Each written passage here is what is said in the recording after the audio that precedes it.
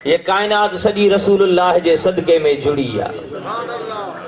जेकॾहिं मुस्तफ़ा करीम न अचणो हुजे हा, जेका अल मुस्तदरक में अल्लामा हाकिम निसापुरी मुहद्दिस हज़रत सैयदना आदम अलैहिस्सलातु वस्सलाम वारी रिवायत ज़िक्र फरमाई आ, माफ़ी घुरण वारी।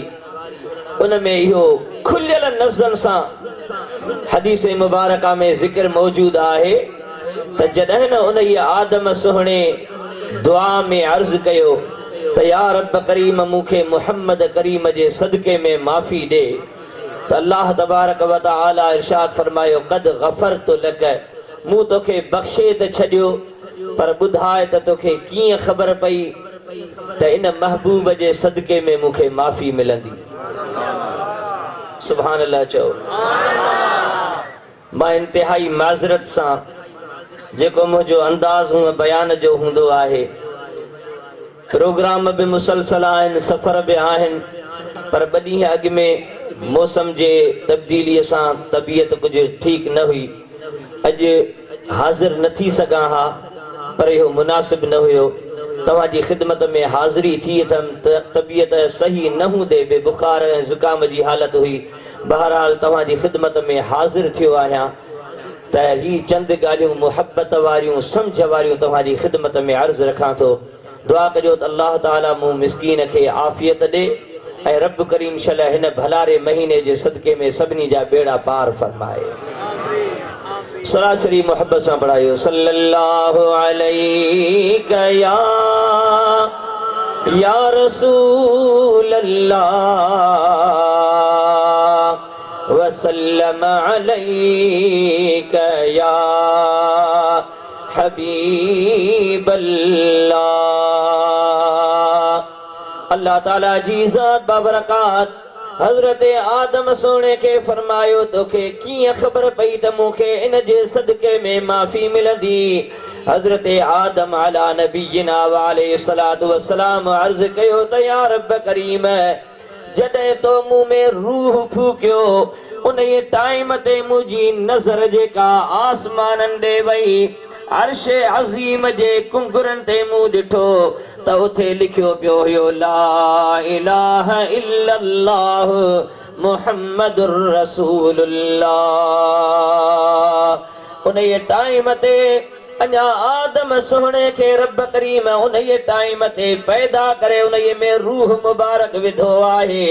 जिए जो पहिरीं उन जी नज़र अर्श अज़ीम ते वई आहे, चवे थो त मूं उन टाइम ते आसमाननि में अर्श मुअल्ला ते अर्श जे कुंगुरनि ते पावनि ते लिखियल ॾिठो हुयो ला इलाहा इल्लल्लाह मुहम्मदुर रसूलुल्लाह लिखियो पियो आहे। उन टाइम ते ई मूं समझी वरतो फ़अलिमतु अन्नक लम तुदिफ इला इस्मिक इल्ला अहब्बल ख़ल्क़ि इलैक। फरमाए तो उन वक्त में ही मूं मालूम करे वरतो हुयो त जंहिंजो नालो तो पंहिंजे नाले मुबारक सां गॾे करे लिखियो आहे, शायद पूरी मखलूक में इहो ई तोखे सभ खां वधीक प्यारो आहे। इन जे करे उन जे सदके में माफ़ी घुरियमि। अल्लाह करीम फरमायो त क़द गफ़रतु लक, मूं तोखे माफ़ करे छॾियो। सुभान अल्लाह चओ मोहब्बत सां। न त 300 साल रोंदो रहियो। घणा साल? 300 साल रोंदो रहियो। अहिड़ी का जिस्म इन ये ज़मीन जी टुकड़ी न हुई जिते सोहणे आदम रोई करे नीर वहाए करे वाटर न भाया हुजनि। एॾो रुन्नू हुयो, रब करीम जी बारगाह में माफ़ियूं घुरंदो रहियो, दुआऊं घुरंदो रहियो। रब्बना ज़लमना अनफुसना व इल्लम तग़फिर लना व तरहमना लनकूनन्न मिनल ख़ासिरीन।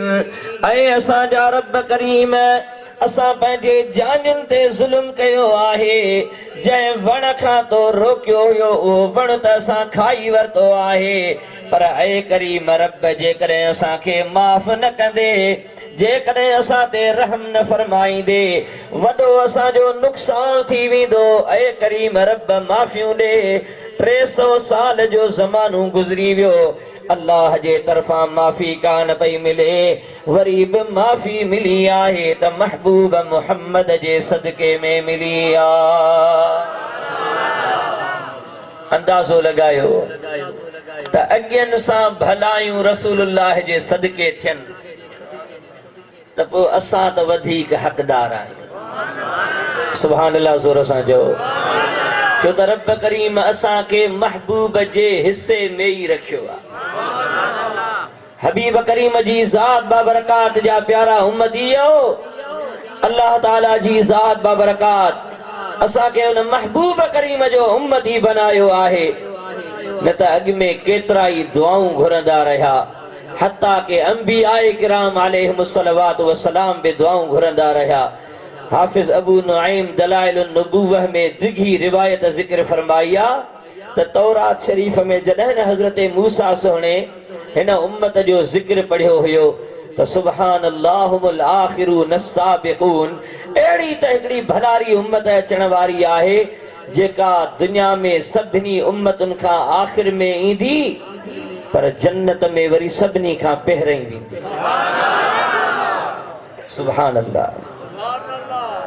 इन्नल जन्नत हरामुन अलल अंबिया, रसूलुल्लाह जो फरमान आहे, इन्नल जन्नत हरामुन अलल अंबिया हत्ता अदखुलहा अना व अलल उमम हत्ता तदखुलहा उम्मती। जन्नत एस ताईं ॿियनि नबीयनि ते हराम आहे जेसि ताईं मुस्तफ़ा नथो दाख़िल थिए, ऐं जन्नत एस ताईं ॿियनि नबीयनि जे उम्मतुनि ते हराम आहे जेसि ताईं मुहम्मदी उम्मत नथी दाख़िल थिए। ये सभई महिरबानियूं कंहिंजे सदके में थियूं? मदीने वारे मीर जे सदके में। चओ सुभान अल्लाह।